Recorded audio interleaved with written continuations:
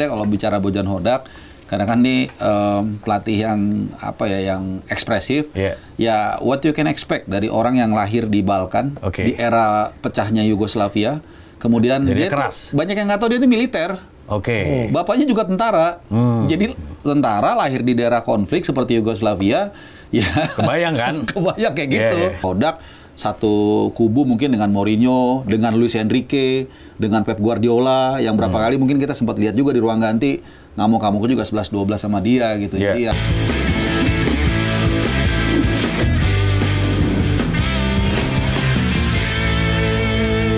Tapi memang mungkin salah satu yang penting adalah bagaimana pendekatan atau approaching dari pelatih ya, terutama di ruang ganti nih. Dalam meracik strategi, memberikan motivasi atau wejangan kepada para pemainnya, terutama di saat-saat krusial dan kritis, misalnya dalam kondisi tertinggal gitu ya. Dan apa yang dilakukan oleh Bojan Hodak ini bisa dilihat oleh kita semua ya, karena ada videonya gitu, termasuk ketika kemarin tertinggal 2-0 dari Selangor di babak pertama. Terus ya ini video di ruang ganti, kita lihat dulu ya.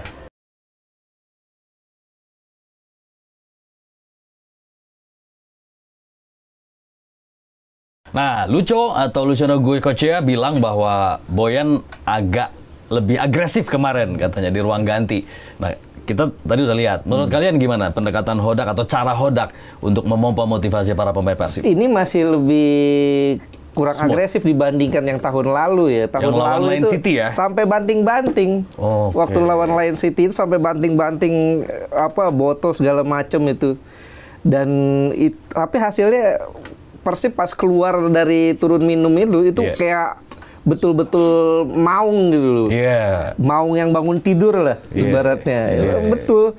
Dan ya itu malah memang karakter Bojan gitu. Artinya yang dia lakukan ini bukan 1-2 kali, tapi memang kalau untuk timnas belum teruji betul ya, karena yang teruji sekarang kan masih di kawasan Asia Tenggara nih.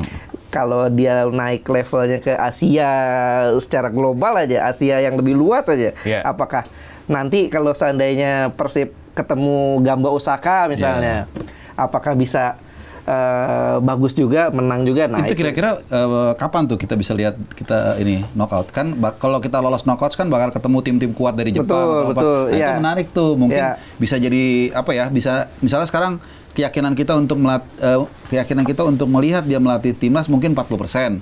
Tapi kalau mungkin dia habis itu meloloskan Persib ke knockout stage, ketemu tim-tim Jepang atau Timur Tengah dan bisa perform, mungkin naik lagi. Kalau nggak salah knockoutnya bulan Maret ya. Maret. Udah dan pelatih kayaknya itu. Kemungkinan dia ketemu Gamba Osaka masih mungkin ya. Bisa ketemu Ronaldo juga. Enggak, kalau Ronaldo di final. Karena kalau AFC ACL 2 tuh di ini dulu, Asia Barat, Asia Timur dulu. Ya, daerah kawasan dulu ya. Kawasan dulu. Kita Asia Timur nih, kalau mau ketemu Ronaldo ya mesti di final ya. Di final. Tapi balik lagi ya, maksudnya kalau bicara Bojan Hodak, karena kan ini pelatih yang yang ekspresif. Ya what you can expect dari orang yang lahir di Balkan di era pecahnya Yugoslavia. Kemudian dia keras. Banyak yang nggak tahu dia itu militer. Bapaknya juga tentara. Jadi tentara lahir di daerah konflik seperti Yugoslavia. Ya kebayang kan? Kebayang kayak gitu. Dan to some extent parasnya juga cocok gitu. Jadi gini, kalau kita lihat di dunia karakternya kuat berarti. Karakternya kuat banget. Cuman nggak melulu juga pelatih begitu itu berarti otomatis yang terbaik atributnya. Harus sesuaikan juga dengan memang flavornya dia. Kayak misalnya tesis yang berlawanan, misalnya Ancelotti, Klopp. Ini kan yang pelatih tipikalnya tepuk punggung istilahnya. Maksudnya lu yang nice gitu ya. Mungkin untuk tim itu cocok gitu. Jadi nggak ada masalah. Ancelotti lu lihat mana pernah marah. Di interview pun suaranya berat, tenang segala macam, nggak berapi-api. Tapi cocok di Madrid. Beda style. Jurgen Klopp juga demikian. Ya Hodak satu kubu mungkin dengan Mourinho, dengan Luis Enrique, dengan Pep Guardiola, yang berapa kali mungkin kita sempat lihat juga di ruang ganti, ngamuk-ngamuk juga 11-12 sama dia gitu. Jadi ya cocok-cocokan aja sih pelatih dengan tim yang dibesut. Tapi memang kita nggak setiap hari lihat Bojan seperti itu kan.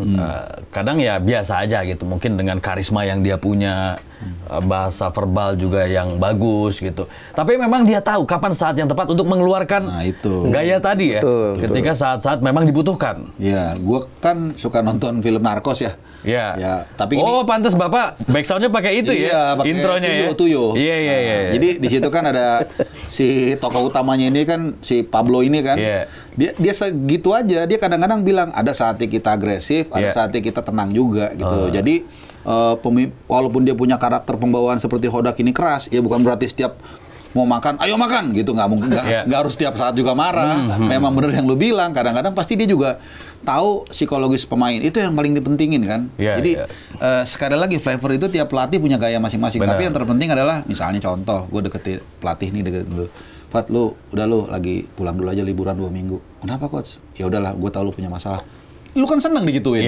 Nah, itulah yang banyak dilakukan oleh pelatih-pelatih. Bahkan kalau kita sering dengar kisah-kisah yang agak lebih sedikit berbeda tapi mirip itu kayak Romario. Kalau nggak salah, dia tuh mau ikut Karnaval Rio ya. Oke, gue kasih tapi lu golin 2. Dia golin 2. Ya udah dia happy, seneng, mungkin party-party, begitu balik ganas lagi mainnya. Nah, kayak gitu-gitu tuh.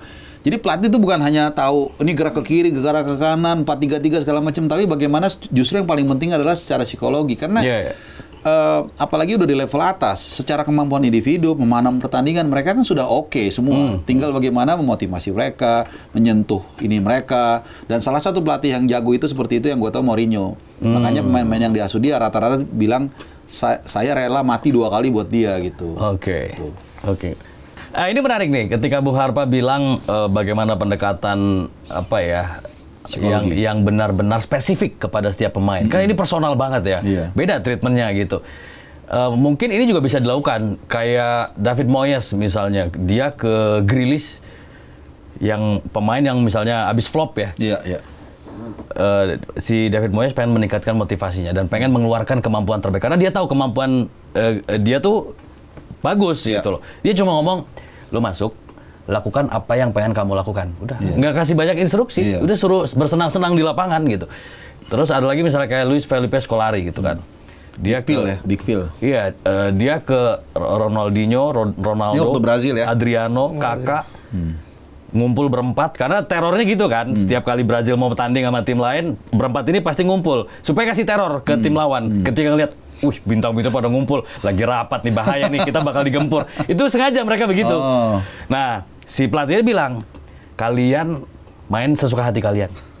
Nanti saya ingatkan ketika ada perubahan skema atau ada perubahan strategi. Nah, artinya kan nggak harus rumit gitu loh. Strategi atau pola bermain yang diterapkan oleh pelatih. Terutama ketika dia memiliki pemain-pemain hebat, pemain-pemain bagus yang rekornya udah terbukti. Nah, kita punya pemain timnas bagus-bagus di Eropa. Termasuk ada Kevin Dix, ada JIJS. Bisa nggak dengan pendekatan yang sama seperti itu? Ya, mungkin aja ya. Cuman kan kalau kita nilai, nggak bisa juga apple to apple ya. Karena yang tadi Fadli bilang kan ini levelnya level dewa ya. Ronaldo dan kawan-kawan Ronaldinho. Kita ada Ronaldo Kuate. Sementara kita ini pemain-pemain yang kita punya yang bisa dikatakan kelas A-nya itu kan rata-rata di belakang kan. Pemain belakang, JIJS, Kevin Dix. Sementara yang di depannya kalau menurut gue ini bukan kelas A. Verdong tadi di belakang juga. Iya, itu Verdong di belakang juga. Sementara yang di depan ini bukan kelas A ya. Ya bagus memang kalau kita nilai seperti Tom Hai, Ole, pemain-pemain yang bagus, tapi tentu mereka akan lebih terstruktur dengan skema yang pas gitu. Artinya memang kita butuh pelatih yang serba bisa ya, bisa dikatakan demikian. Dia bisa melakukan pendekatan tapi juga punya konsep permainan yang jelas gitu. Dan kalau dalam hal ini ya Boyan juga termasuk orang yang pas ya untuk bisa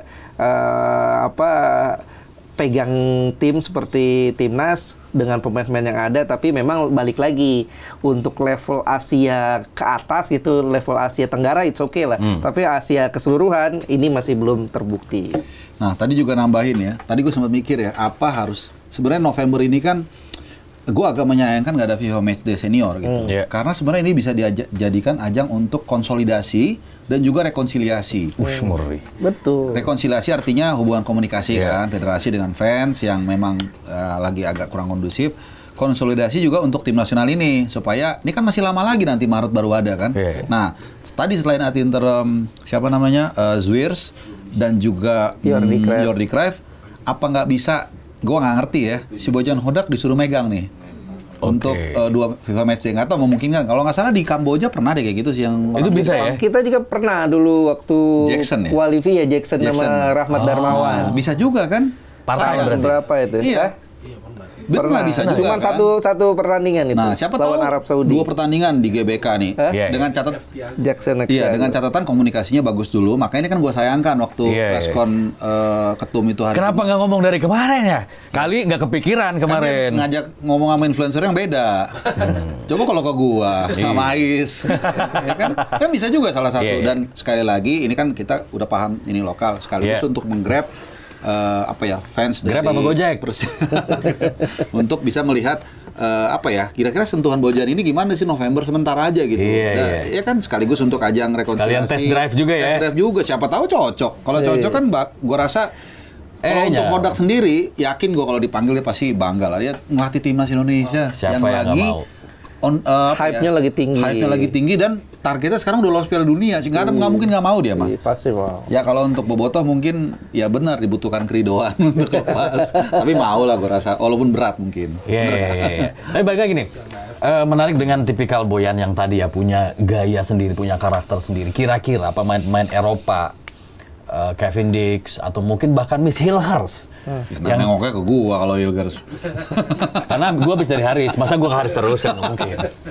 Atau ke Brata. El Brata. Maksudnya katanya ini kan mereka nggak bisa dikerasin, nggak bisa gaya otoriter, harus demokratis gitu. Bisa nggak sih kalau misalnya dapat pelatih yang keras kayak gitu atau mereka kan mostly dari Belanda. Nah, ini ketemu sama Balkan gimana nih? Iya, kalau gue pikir nggak masalah kan, bahkan di Persib kan ada pemain Brazil, Klok juga, Klok kan Belanda, darah Belanda, kan, iya. Ya, artinya memang ini tergantung bagaimana pendekatan pelatih kan. Kalau pelatihnya setiap hari keras ya itu kalau di rumah tangga, kalau di rumah tangganya kalau setiap hari KDRT kan nggak enak juga. Kira kan? Setiap hari keras di rumah tangga. Kerja terus dong ya. Iya, artinya dia perlu lembut. Artinya di saat waktu keras dia keras, pemain juga pasti bisa terima. Ya Persib kan ada 11 pemain asing kan di situ. 11 pemain asing dan berapa tuh tambah Tom Hai, tambah Eliano, tambah Mark Klok. Iya, ada 14 tuh ya. Dan kalau tadi kan kata kuncinya ini sekali lagi bukan kita mendikotomi ya, tapi bagaimanapun juga mereka punya mindset dan besar di Belanda nih para pemain diaspora kita. Kalau kita lihat Belanda ketika mereka dilatih pelatih yang keras malah sukses. 2014 itu Van Halen keras kan, bisa ke final. Dan termasuk 74, 78 juga pelatihnya itu keras juga. Jadi kalau tipikal orang yang besar di Belanda ini kayaknya mungkin malah harus dikerasin. Walaupun kadang-kadang ada juga yang jadi pulang kan. Dulu kalau nggak salah di era pelatih siapa yang Clarence Seedorf atau apa pulang tuh gara-gara ribut sama pelatih gitu. Oh, nah kalau itu gini. Jadi biasanya kalau pelatihnya yang kulit berwarna, yang putihnya itu biasanya berulah.